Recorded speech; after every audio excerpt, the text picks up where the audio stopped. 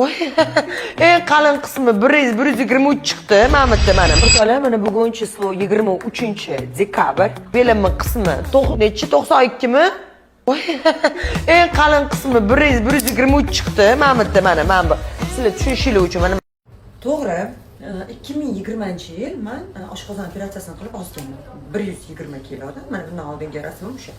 120 kilodan 80 kiloga tushganman maksimum. Manjaro yordamida esa 68 kiloga tushdim. Bu meni qizligimdagi vesim. Endi o'sha 23-dekabrda borib, belimning eng ozg'in tarafini o'lchaganimda 92 sm chiqqan, biqin qismim 123 chiqqan. Keling endi hozir o'lchaymiz. 1 yil davomida manjaroni uzluksiz olayotgan odam sifatida.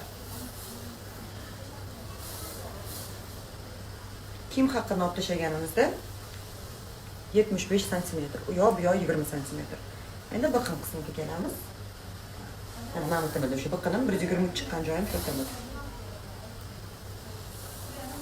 91. Hamma joyimdan, hattoki vesimdan ham, vesimdan 25 kilo, hamma joyimdan 20 sm dan ketgan.